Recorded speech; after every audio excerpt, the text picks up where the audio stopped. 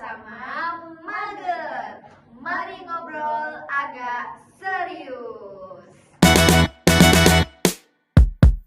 Oke teman-teman, jadi kita kembali ke episode 3 Mager.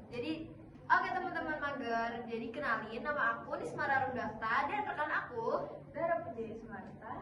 Oke, jadi di sini kita akan membawakan podcast yang bertemakan hoax ya teman-teman. Oke teman-teman, jadi topik kita hari ini itu adalah membahas fokus tentang wilayah Sumatera.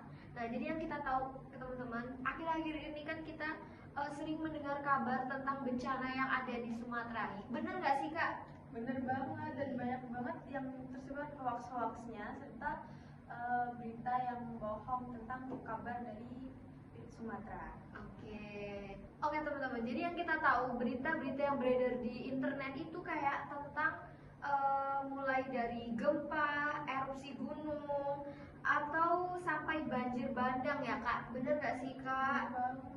Namun kali ini kita nggak akan membahas tentang bencana alamnya aja nih teman-teman. Namun ya teman-teman, kita hari ini nggak akan hanya membahas bencana alamnya aja nih. Jadi kita akan membahas bencana digital yang seringkali datang menyertai, yaitu hoax dan disinformasi seputar bencana di Sumatera. Bagaimana narasi palsu ini bisa menyebar cepat dan apa dampak mengerikannya bagi korban dan tim penyelamat. Jadi teman-teman, podcast kali ini kita akan membahas bagaimana cara mencerna informasi dari internet secara benar dan baik ya. Jadi, ketika bencana terjadi, ada dua hal yang bergerak sangat cepat, yaitu adalah alam dan juga informasi.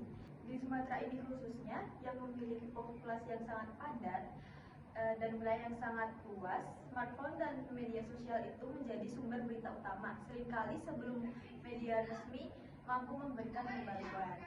Jadi fenomena ini menciptakan oknum-oknum penyebaran hoax itu menjadi lebih gimana ya bilangnya? Bisa kayak lebih gampang gitu ya Kak. Jadi kayak waduh ada berita hoax nih dari jauh kan kalian semua nih teman-teman semua yang ada di rumah nih tidak tahu bagaimana kondisi aslinya, kondisi di lapangannya. Jadi para oknum-oknum ini seringkali membuat berita hoax untuk disebarluaskan di internet nih teman-teman. Sekali. Kenapa sih Kak bisa terjadi fenomena seperti itu nih Kak? Oke, jadi karena saat bencana masyarakat itu ada dalam kondisi panik dan rentan, jadi semua informasi yang mereka dapatkan tuh akan dicerna dalam tanpa dipikirkan. Oh iya betul.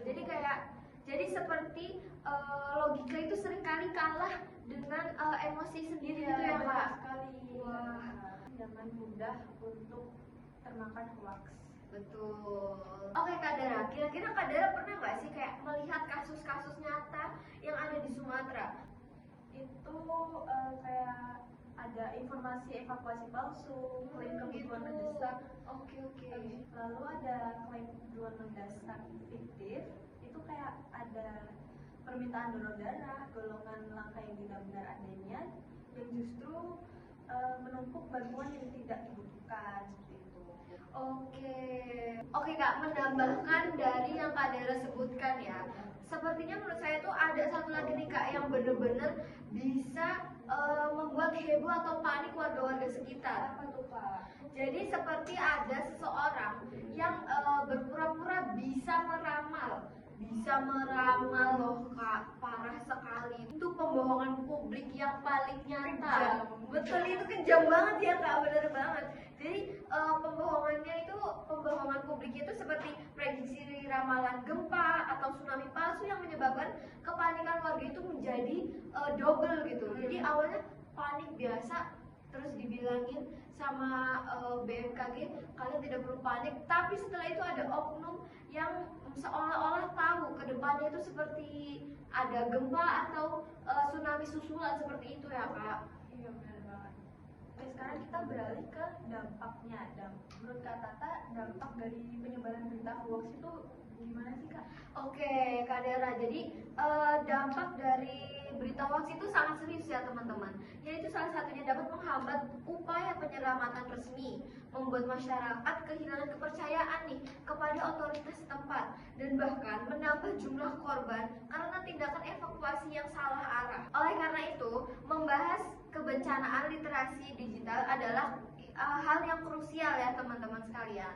Oh, jadi gitu ya Kak, dampaknya itu berarti sangat serius ya. Benar Kak, jadi istilahnya berita hoax itu benar-benar bisa menghambat sesuatu yang seharusnya tepat waktu, tapi justru itu bisa malah menghambat atau malah memperlambat dalam bencana itu sendiri nih Kak. Oke, jadi memang sangatlah kejam berita hoax. Betul sekali Kak.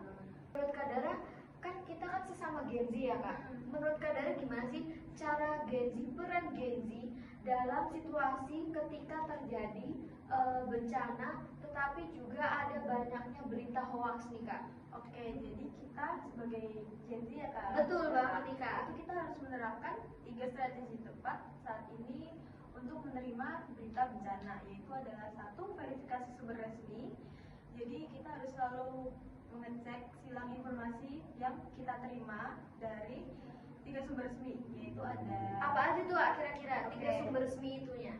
yaitu ada BNPB atau Badan Nasional Penanggulangan Bencana, BMKG, Badan Meteorologi, Klimatologi dan Geofisika, dan PVMBG, yaitu adalah Pusat Vulkanologi dan Mitigasi Bencana Geologi. Lalu yang kedua ada cek tanggal dan konteks foto. Banyak hoax bencana menggunakan foto atau video dari tsunami Aceh 2004 atau gempa Lombok 2018. Gunakan fitur reverse image search untuk memastikan gambar itu baru dan relevan. Lalu, yang ketiga itu cermati permintaan donasi. Jika ada ajakan donasi, pastikan rekening yang dituju adalah atas nama lembaga amal resmi. Misalnya Palang Merah Indonesia, Dompet Duafa, atau lembaga yang terdaftar. Oke Kak Dara, jadi itu tuh tips-tips dari Kak Dara ya agar bisa peran Gen Z pada saat terjadi hal-hal seperti itu. Jadi kita tahu nih teman-teman sekalian bagaimana cara menyaring informasi tentang berita-berita hoax yang beredar di luar sana. Apalagi internet kayak yang kita tahu lah ya Kak, Gen Z itu nggak bisa lepas ya dari yang namanya sosmed. Jadi seperti kita para Gen Z ini sepertinya tuh pada males buat searching yang benar.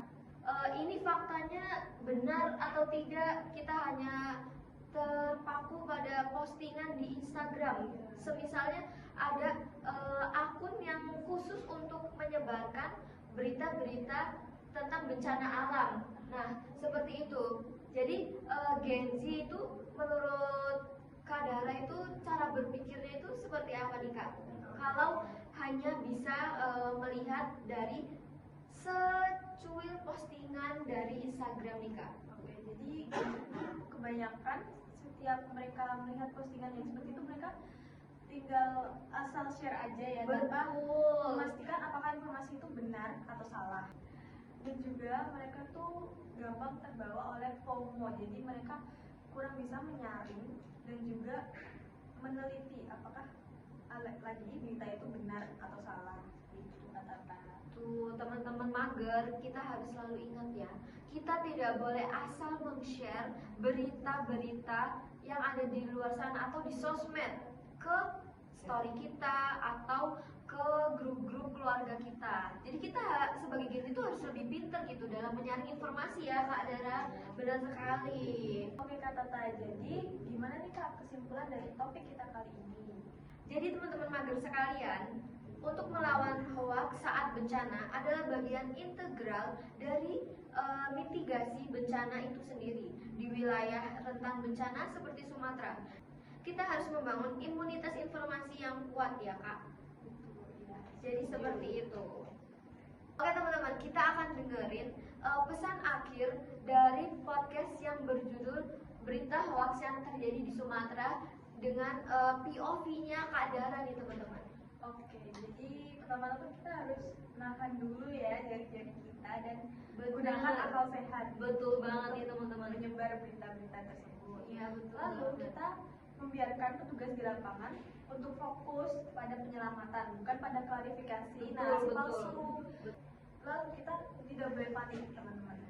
Kita harus selalu mengikuti instruksi resmi dari otoritas kebencanaan yang kredibel seperti itu.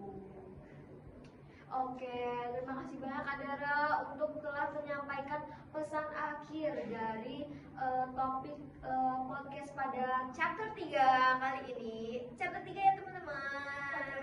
Yeay. Jadilah agen penyebar fakta, bukan penyebar ketakutan. Sekian dulu dari Mager. Mari ngobrol agak serius.